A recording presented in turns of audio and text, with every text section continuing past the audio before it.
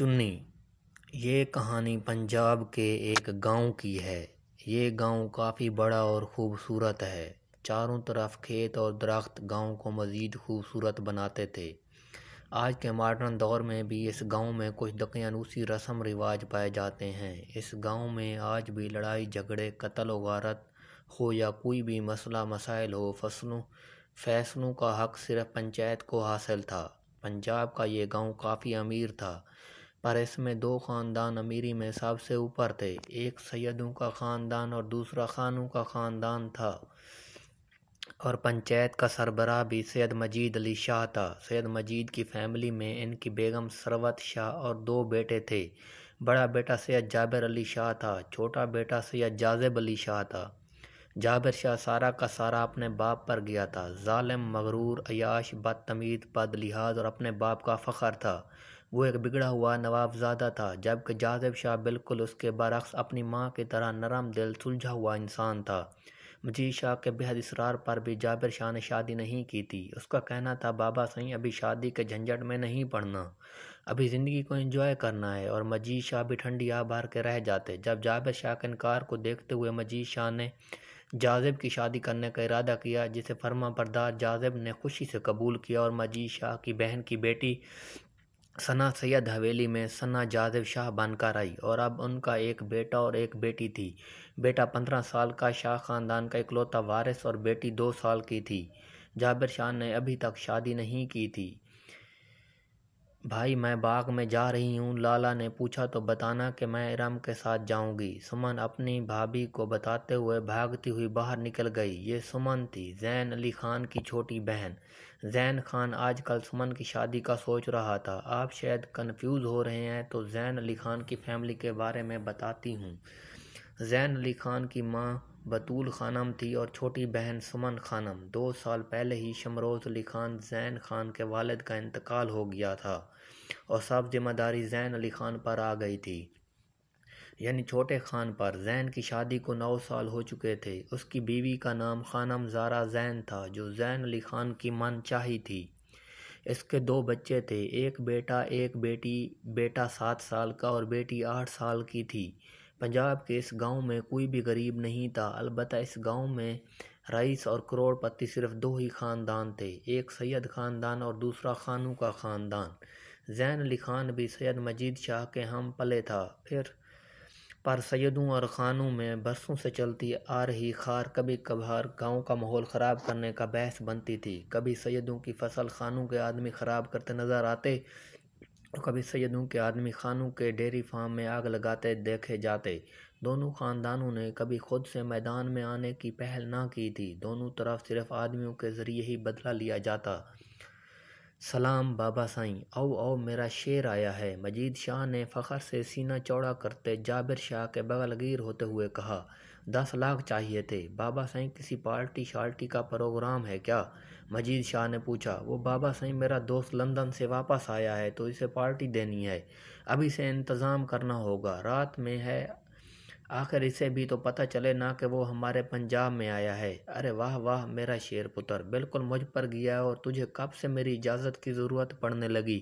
پتر نکال لے جتنے چاہیے ہیں، پر سن، مہمان نوازی میں کمی نہیں ہونی چاہیے، آخرکار میرے پتر کا دوست ہے نا جی بابا سائیں۔ شاہ جی بہت سر چڑھایا ہے آپ نے، جابر کو کہیں آپ ہی کی پگ پر مٹی نہ ڈال دے، ثروت بیگم نے پریشانی سے کہا۔ ارے ثروت میرے شیر، میرا فخر ہے، آئندہ خیال رکھنا، مجید شاہ تکبر سے بولے۔ ارم، سمن، ایمن، سویرا، انم اور بھی بہت سی لڑکیاں باغ میں پیٹو گرام کھیلنے میں مشغول تھیں۔ باغ ہر طرح کے پھولوں کا تھا اور بہت خوبصورت تھا، اور جنگل کے قریب ہی تھا۔ اس سے آگے سیدوں کا فارم ہاؤس یعنی ڈیرا تھا، اور دوسری طرف نہر، اور نہر کے بالکل سامنے خانوں کا ڈیرا تھا۔ سیدوں کا ڈیرا تو ہر روز بلکہ ہر شام آباد رہتا، پر خانوں کے ڈیرے پر صرف خانوں کے خاص آدمی ہی ہوتے۔ زیادہ تر زین خان بھی ڈیرے پر آتا تھا، پر کبھی کبھار۔ پر اس وقت عصر ہونے والی تھی کہ باغ میں سب لڑکیاں پیٹو گرام کھیل میں مصروف تھیں۔ ارے انم، تم نے بے ایمانی کی ہے، پاؤں مار کے، سویرا نے بھی ارم کی بات سے اتفاق کیا۔ نہیں، میں نے کوئی بے ایمانی نہیں کی ہے، انم اپنی بات پر قائم تھی۔ ایسے ہی انم کی ٹیم کی لڑکیوں نے کھیلنے سے ہی انکار کر دیا۔ اور اپنی ساتھی لڑکیوں کو لے کر گھر کی جانب چل پڑیں۔ پیچھے سویرا، ارم، سمن ہی رہ گئی تھیں۔ یار یہ منحوس ماریاں تو سچ میں نکل گئی ہیں، سمن نے کہا۔ اچھا دفع کر، ان کو ہم آم توڑتے ہیں، ارم نے کہا۔ پر مجھے تو درخت پر چڑھنا بھی نہیں آتا، سمن نے معصوم شکل بناتے ہوئے کہا۔ اچھا تم ادھر بیٹھو، ہم دونوں توڑ کر لاتی ہیں، سویرا نے کہا۔ یار دیکھو مغرب بھی ہونے کو ہے، گھر چلتے ہیں، لالا بھی آنے والا ہوگا، سمن نے کہا۔ یار کچھ نہیں ہوتا تو ادھر رک، ہم آتے ہیں، ارم نے کہا، اور دونوں درخت پر چڑھنے لگیں۔ آج سیدوں کے ڈیرے پر معمول سے کچھ زیادہ اہتمام ہو رہا تھا۔ دیگ پک رہی تھی، مختلف کھانوں کی اور موسیقی کا بھی کافی انتظام تھا، اور ڈیرے کے کافی دور سے بھی میوزک کی آواز آ رہی تھی۔ ارے یار یہ سیدوں کے ڈیرے پر آج کچھ زیادہ رونق ہے، کیا وجہ ہے؟ گاؤں کے ایک آدمی نے دوسرے سے پوچھا۔ تمہیں نہیں پتہ؟ آج جابر شاہ کا دوست باہر سے آیا ہے، تو جابر شاہ نے اس کی دعوت کی ہے۔ اوہ اچھا، ہاں جی، اور دعوت بھی ایسی ہے کہ دیکھتے رہ جاؤ گے۔ کیوں، ایسی کیا خاص بات ہے دعوت میں؟ دوسرے آدمی نے پوچھا۔ یار آج پینے اور پلانے کے ساتھ ساتھ شباب کا بھی دور ہے ادھر۔ اچھا، دوسرا آدمی حیرانی سے کہتا ہوا اٹھا۔ ہاں جی، اور سب شہر کے دوست ہوں گے جابر شاہ کے، آج رات تو بڑی رنگینیاں ہوں گی۔ اوہ یار، تو جابر شاہ پہلے کون سا یہ سب نہیں کرتا؟ لڑکی شراب تو اس کا روز کا کام ہے، پر آج اس محفل میں مجرا بھی شامل ہے نا، دوسرے نے کہا، اور دونوں ہنستے ہنستے گھر کی جانب چلے گئے۔ مغرب کی اذان شروع ہو چکی تھی۔ بطول خانم اور زارا خانم پریشان ہو رہی تھیں سمن خانم کے لیے، اور اوپر سے زین خان بھی گھر میں نہیں تھا۔ دونوں عورتیں کرتیں بھی تو کیا کرتیں، بے شک ان کے ہاں نوکر چاکر تھے، پر مغرب سے پہلے سب چھٹی کر جاتے تھے۔ اب دونوں ساتھ بہو سمن کی سلامتی کی دعا مانگ رہی تھیں۔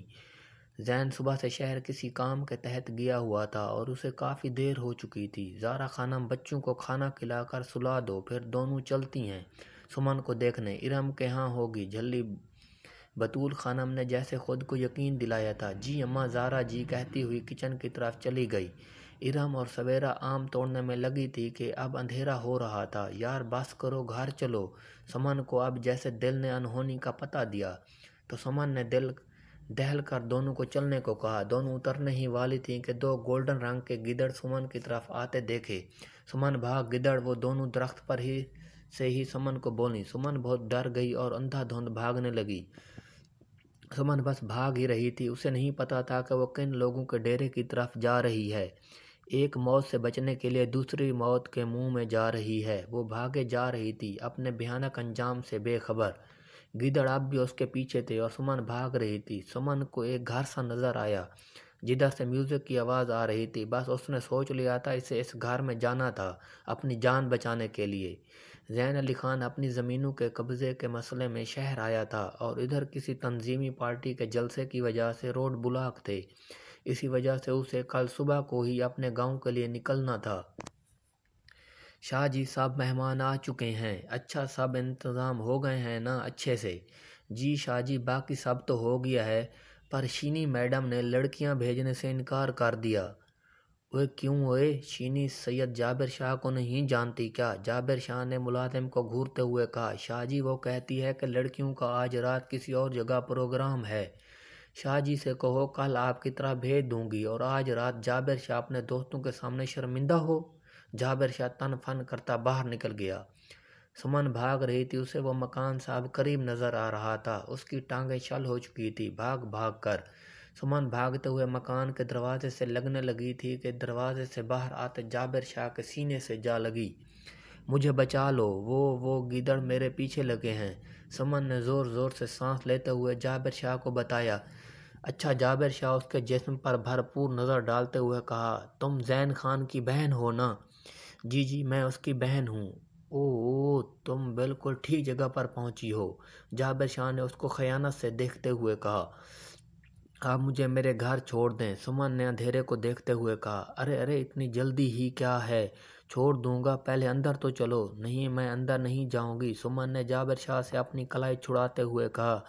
سمن کو اس کا دل جیسے کچھ انہونی کا پتہ دے رہا تھا۔ چلو اندر، اب کی بار جابر شاہ اس کو گھسیٹتا ہوا اندر لے کر جا رہا تھا، اور سمن روتے ہوئے ساتھ کھنچی چلی جا رہی تھی۔ غلامیں، اوے غلامیں، اسے سنبھال، رات کے لیے انتظام ہو گیا، اسے لے جا کر کمرے میں بند کر دے۔